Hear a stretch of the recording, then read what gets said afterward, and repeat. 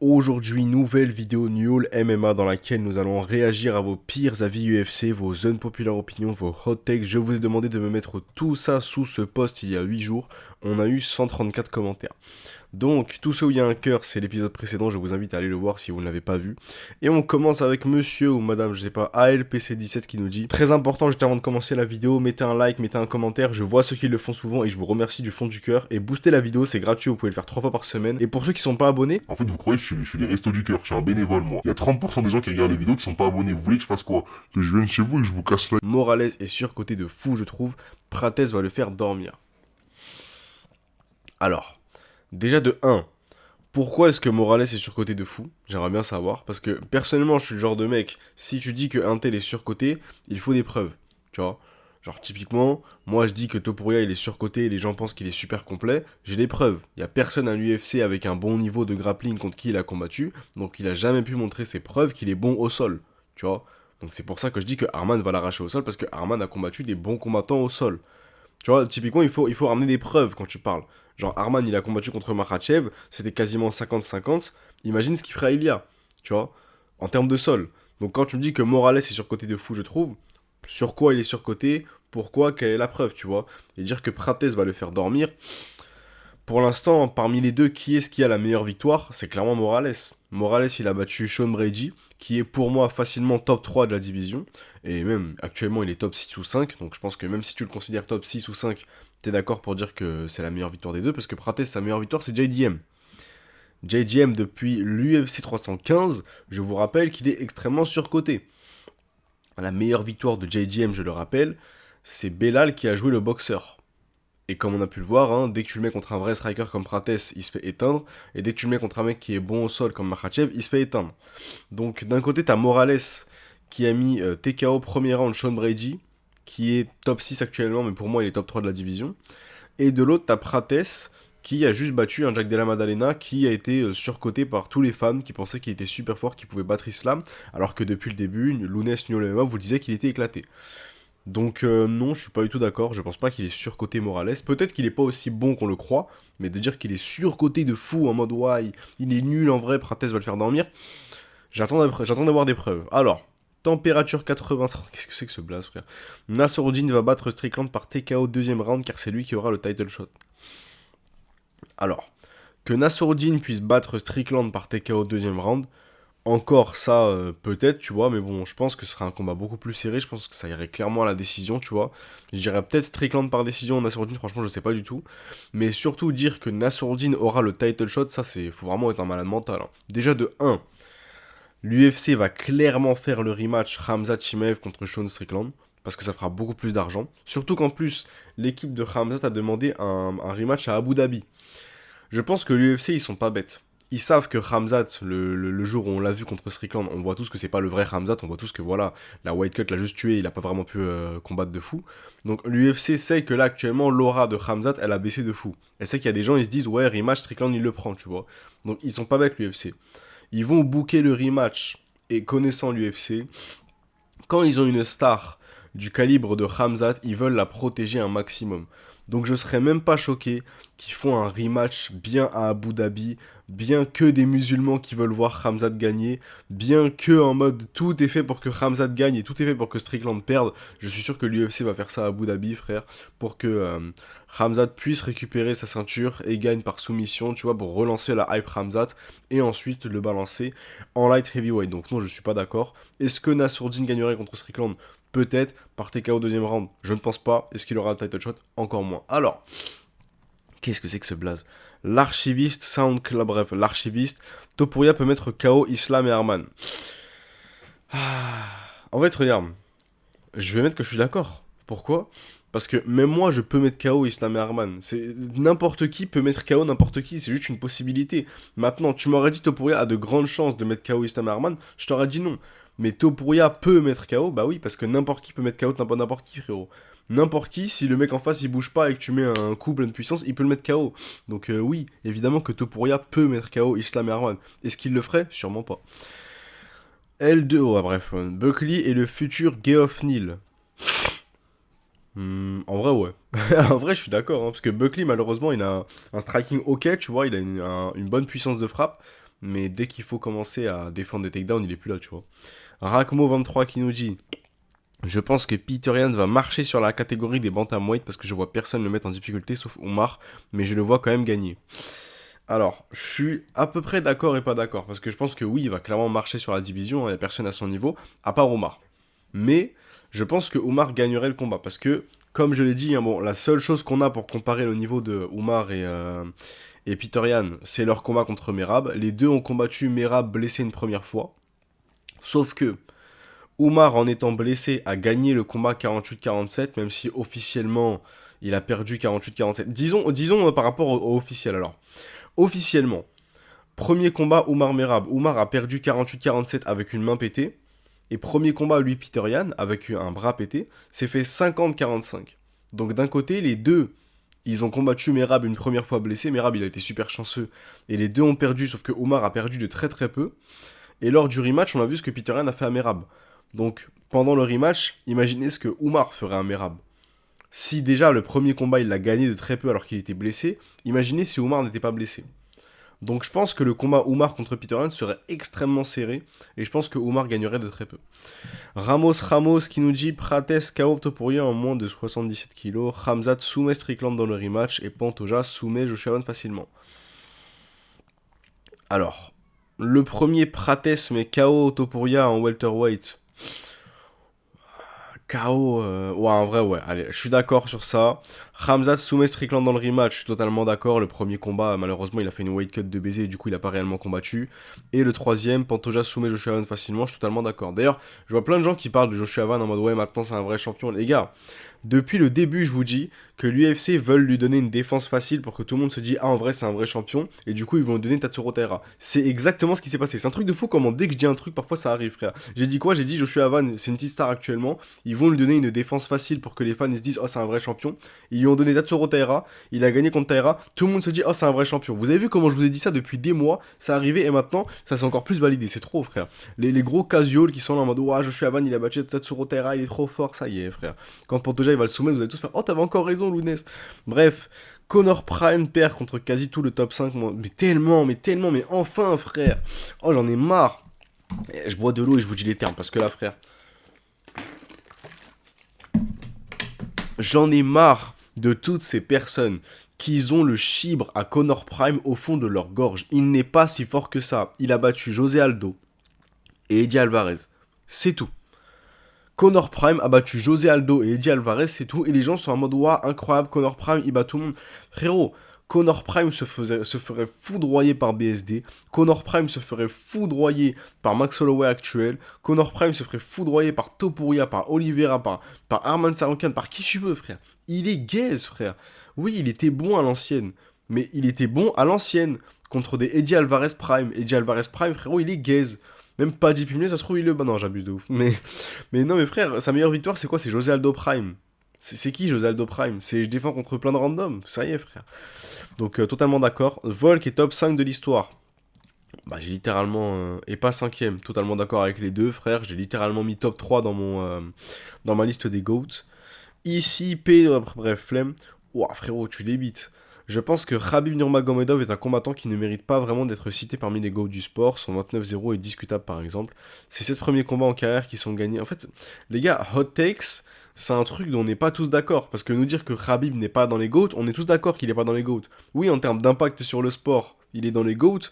Mais en termes de résumé, frérot, il a 3 bonnes victoires. Et encore, elles sont très discutables en termes de bonnes victoires. Bref, on va dire quand même, alors, des combattants qui débutaient leur carrière, voire qui n'avaient aucune victoire que des défaites, à la limite, vas-y, nanana. De plus, son règne à l'UFC en tant que champion est discutable aussi. Titre gagné contre Ala Kunta qui était top 11, une fréquence de défense de titre, nanana. Bref, en gros, il nous dit que la carrière de Khabib est un peu frauduleuse comparé au fait que les gens disent que c'est un GOAT. Bah frérot, on est tous d'accord avec ça. Bref, en gros, voilà, Khabib n'est pas dans les GOAT, frérot, c'est censé être un hot takes. C'est censé être un truc, on se dit, ah, peut-être que... Normalement, c'est un truc, on n'est pas tous d'accord. Là, on est tous d'accord qu'il n'est pas dans les GOAT, Khabib. Léopold qui nous dit: un combattant qui s'est pris un KO ne peut pas être considéré comme un GOAT. Bah, dans ce cas-là, frérot, il y a très très peu de GOAT à l'UFC alors. Hein. Je suis totalement pas d'accord, frérot. D'ailleurs, tiens, on va mettre les cœurs là, on va pas oublier. Hop. Ben si, dans ce cas, Holloway, Volk, Islam, GSP, Fedor, bref, ne sont pas des GOAT. Voilà, il a raison. En fait, un combattant qui s'est pris un KO peut être considéré comme un GOAT. Genre, regarde Islam Makhachev. Tu vois, t'as vu ce qu'il est en train de faire actuellement? Tu vas pas me dire que juste parce qu'un jour il s'est pris un KO, dans ce cas-là, tu peux pas le mettre dans les GOAT. Parce que dans ce cas-là, tes GOAT, c'est quoi? T'as combien de GOAT alors, frérot? C'est qui tes GOAT? Khabib a le palmarès le plus surcoté de l'histoire. Il a vaincu Poirier, Gaethje et Connor et il les a tous finalisés. Connor hors prime, Poirier, Gaethje ça passe. Mais non. Bon, Khabib a le palmarès le plus surcoté de l'histoire. Non. Hein, il y a des José Aldo, il y a des Miocic, il y en a plein. Mais ça reste un palmarès qui est pas ouf, tu vois. Donc à mettre les cœurs pour pas oublier que j'ai déjà vu. On passe à BFC qui nous dit Imavov sera le premier champion UFC français. Alors, déjà on met le cœur pour savoir que j'ai vu le commentaire.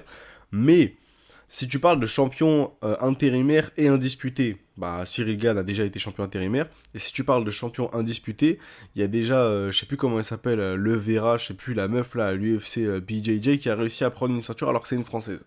Maintenant, si tu parles de premier champion UFC indisputé MMA français, je pense que Imavov est celui qui a le plus de chances et qui sera le champion. Pourquoi? Parce que flyweight, featherweight, bantamweight, ils sont tous claqués, frère. En lightweight, il y a BSD, mais pour moi, il ne passera jamais Arman ou Topuria. Quoique, peut-être Topuria, mais il faut vraiment qu'il soit full sol. On sait que BSD, il aime bien aller à la guerre, donc je pense qu'il battra jamais Topuria ou Arman, et peut-être même Oliveira. Ensuite, en welterweight, il n'y a personne. Middleweight, Nassourdine, c'est le seul qui a ses chances parce que Khamzat va quitter la division. Et ensuite, je pense que Nassourdine peut battre Strickland et HDP. Et sinon, après light heavyweight, il n'y a personne. Et heavyweight, il y a Cyril Gane, sauf que le champion est Aspinal. Donc celui qui a le plus de chance, c'est Imavov. Mais Belek, Manon Fiorot, mais bon, vu qu'elle est en train de vieillir et que Shevchenko l'a déjà battu, je pense qu'elle aura très probablement pas de rematch. Et je pense que Fiorot n'aura pas la ceinture vu les adversaires que l'UFC lui prévoit. Oléo, ouais, frérot, vos blasts, j'ai envie de vous frapper en fait. BSD a ses chances contre Nassourdine. Oui, bah oui, allez, Salem, qu'est-ce qu'il me raconte lui? Dark Plagui qui nous dit j'ai pas de hot takes car j'ai pas de personnalité, mais coucou YouTube. Ok, bah coucou YouTube. Toonsi qui nous dit je trouve que Ousmane est celui qui a le plus de chances face à Islam. Ce serait un 50-50 parce qu'il a un sol d'élite qu'on a vu face à Khamzat. Mais ce n'est pas le plus méritant. Il devrait, je pense, battre Belal ou Bredji pour entrer dans la discussion. Absolument pas d'accord. Je vois un peu cet argument de ouais, Kamaru Ousmane, il a ses chances face à Islam. Bon, 50-50, je pense que là t'as fumé un truc avant de mettre le commentaire. Mais que Kamaru Ousmane ait ses chances face à Islam, je peux capter. Mais ça veut pas dire qu'il faut lui donner le title shot comme ça d'un coup alors que le mec est top 8 actuellement et qu'il a perdu 4 de ses 5 derniers combats, tu vois. Genre, le mec a réussi à perdre contre Leon Edwards. Pour vous dire, il a réussi à perdre 2 fois contre Leon Edwards. Et de toute façon, je pense honnêtement que Morales bat Ousmane. Je pense que Prates pourrait mettre un KO à Ousmane, même si je pense que Ousmane l'emmènerait au sol et lui dormirait dessus. Mais je pense que Morales bat Ousmane, je pense que Brady potentiellement pourrait battre Ousmane, Belal battrait Ousmane. Je pense que Ousmane a d'abord besoin d'une autre victoire s'il veut avoir son title shot en welterweight. Mais on sait tous qu'on a tous vu un peu ce qui se passe sur Insta actuellement. Kamaru Usman est normalement booké pour le main event d'une Fight Night à Oklahoma, je crois, je sais plus, contre Dricus Duplessis. Donc on attend de voir ce combat. Chesley frérot, vos blasts, c'est quoi ça? Pour moi, Mighty Mouse, aka DJ, est le meilleur champion UFC en termes de technique pure et de fight IQ. Je suis d'accord à égalité avec Peter Yam. ALPC encore une fois qui nous dit Pantoja corrigerait Demetrius s'il combattrait. Je suis totalement d'accord, frère. Les gens parlent de Demetrius Johnson en mode il est trop fort, il est trop fort. Oui, il est stylé à regarder. Oui, il est très technique. Oui, il a un fight IQ de baiser. Mais il a battu Horiguchi, Cejudo, basta, c'est tout, frère. Il a 2 bonnes victoires. Ensuite, c'est qui? Non. Bah non, mais sans argument, donc je suis pas d'accord. Alors, Projet TK78, c'est quoi ce blast, frère? Morales est un weight bully. Les gars, en fait, quand je vous demande des hot takes, des unpopular opinions, c'est censé être unpopular opinion. C'est pas en mode le mur il est blanc et tout le monde dit le mur il est blanc, frère. Morales il fait 100 kilos et c'est un welterweight. Évidemment que c'est un weight bully, on le sait tous, frère. Alors, Alex Turesai qui nous dit pour moi Saladin Parnasse à le niveau top 5 en lightweight. Je pense qu'il tabasse Hooker, Pimblet, bah totalement d'accord. Et tous les lightweight hors top 5, sauf peut-être Ziam et Gamrot. Par contre, il passe pas Topuria, Arman Oliveira au BSD. Quant à Holloway, vu son niveau au sol, je pense que Saladin peut mettre TKO sur Ground and Pound. Alors, en vrai, je suis d'accord avec tout. Hein. Je suis d'accord avec tout ce qu'il a écrit. Je pense que Saladin Parnasse a potentiellement le niveau top 5. Est-ce qu'il l'a? Je sais pas. Il tabasse Hooker et Pimblet sans souci. Est-ce qu'il bat Faresiam? Je sais pas. Est-ce qu'il bat Gamrot? Non. Est-ce qu'il bat Topuria? Non. Arman? Non. Oliveira? Non. BSD? Non. Et je pense qu'il battrait Max Holloway vu que Max Holloway n'a absolument aucun niveau au sol. Donc je suis totalement d'accord avec ce qu'il a dit. Une bonne prépa fait tout pour les gros fights. Je pense que c'est impossible de garder son invincibilité à très haut niveau. Même des gars comme Islam finiront par se faire upset par des books comme Gary ou Prates. Bon, on attend de voir ça, hein. Bon, lui, il a vraiment aucun sol, alors peut-être pas. Sinon, j'ai l'impression que l'âge limite pour combattre continue d'être repoussé quand on voit des Oliveira ou Pantoja dominer encore leur combat contre des plus jeunes. Je suis totalement d'accord. Je vois que il y a beaucoup de gens qui sont en train de dire que Oliveira, Pantoja, ils sont vieux, etc. Alors oui, hein, ils ont plus de 30 ans, donc plus de 35 ans, pardon, donc ils sont plus forcément à l'âge du MMA. Mais on voit que des Oliveira ou des Pantoja, ils sont quand même en train de dominer leur division, tu vois, et de battre énormément de personnes. Maintenant, je pense que Pantoja, au fur et à mesure, il va commencer à se faire rattraper par la jeunesse. Et je pense que Oliveira aussi, tu vois, typiquement, Oliveira actuellement, tu le mets contre Arman, il perd. Tu le mets contre BSD, je pense que BSD gagnerait contre Oliveira de très peu, tu vois, je pense qu'il arriverait à gagner contre Oliveira. Et en vrai, ouais, Oliveira, même Gamrot, en vrai, non, il a battu Gamrot, mais je pense que ça pourrait être un bon combat s'ils font le rematch, genre dans 1 ou 2 ans, tu vois. Mais non, franchement, Oliveira, très bon combattant, Pantoja aussi, mais on voit que les jeunes sont de plus en plus en train de monter, et par contre, dire que Islam va se faire upset par Gary ou Prates, impossible. Peut-être qu'il se ferait upset par Morales, je pense que c'est celui qui a le plus de chance, mais c'est tout. Loris qui nous dit, selon moi, en lightweight, Makhachev perdrait face à Iliak Topuria. Alors je connais pas Iliak Topuria, je connais Ilia Topuria, car le cutting serait trop gros, il arriverait un peu fatigué, et prendrait probablement soit un KO, soit finirait cabossé. Alors, si là actuellement, après le fait qu'il ait gagné du poids, il va combattre Topuria en lightweight, oui il va perdre. Pourquoi? Parce qu'on a bien vu la même avec Ramzat. Il est arrivé en middleweight, il a arraché tout le monde. Ensuite, ça lui a dit monte en light heavyweight. Au final, un an, on recombat en middleweight. Du coup, il a dû faire une weight cut de l'enfer. Et comme tu vois, il a perdu contre un mec qui n'a même pas son niveau. Donc je pense que oui, si Makhachev ferait la même chose actuellement après avoir gagné du poids, une weight cut contre Topuria, évidemment qu'il perdrait. Selon moi, si on fait le combat entre Topuria et Oliveira 10 fois, Oliveira ne gagne pas une fois, car on est bien d'accord que si le combat reste debout, Oliveira est foutu. Oliveira va donc devoir absolument emmener au sol Topuria, on a vu lors du premier combat, qu'il s'était fait renverser et même ouvert, il faudrait un coup de génie comme sa clé de genou pour espérer potentiellement battre Topuria. Alors, je pense que ce que les gens ne comprennent pas, c'est que un renversement comme Topuria l'a fait contre Oliveira et ensuite est à 2 doigts de se faire soumettre, c'est pas quelque chose qui montre que Topuria est fort. Parce que les gens ils pensent que vu que Topuria il a renversé Oliveira et qu'après il était à 2 doigts de se faire prendre en clé de genou et qu'il s'est direct barré et qu'ensuite il a directement fui le combat au sol, les gens ils se disent ouais Topuria il a dominé Oliveira au sol. Les gars, il n'y a eu absolument aucune domination. Il a juste fui le sol parce qu'il est intelligent, Topuria. Donc si on fait le combat 10 fois, il y a bien un moment où Oliveira va réussir à atteindre le dos de Topuria et le soumettre sans aucune difficulté. Zolsad qui nous dit Khamzat a les capacités de prendre la ceinture light heavyweight et heavyweight et devenir ainsi triple champion. Khabib est le meilleur combattant de l'histoire de l'UFC en termes de niveau. Le niveau en grappling est trop surestimé à l'UFC. Il y a trop de faux ceintures noires, Pereira, Holloway, Poirier, Charrière, etc. La grande majorité ont un niveau bleu compétiteur au violet grand max. Alors, déjà de 1, je suis totalement d'accord avec quasiment tout ce qu'il vient de dire. Alors, Khamzat a les capacités de prendre la ceinture light heavyweight. Évidemment, ça je pense qu'on est tous d'accord. Heavyweight, j'attends de voir parce que la différence entre light heavyweight et heavyweight en termes de poids, elle est quand même énorme. Et n'oublions pas qu'actuellement chez les heavyweight, il y a quand même Thomas Pinal qui a l'un des meilleurs sols de l'UFC, donc j'attends de voir ça. Donc je suis pas d'accord à 100%, mais je suis d'accord à 50%. Khabib est le meilleur combattant de l'histoire en termes de niveau, ça je pense que n'importe qui est d'accord, hein, c'est totalement réel, il a dominé tout le monde. Le niveau en grappling est trop surestimé à l'UFC, il y a trop de faux ceintures noires comme Pereira, parfaitement d'accord. Holloway, parfaitement d'accord. Poirier, parfaitement d'accord. Charrière, je crois pas que Morgan Charrière a la ceinture noire, hein, mais s'il l'a, je pense que c'est un peu une honte pour le JJB, etc. Oui, je suis totalement d'accord. Il y a plein de mecs qui sont éclatés au sol.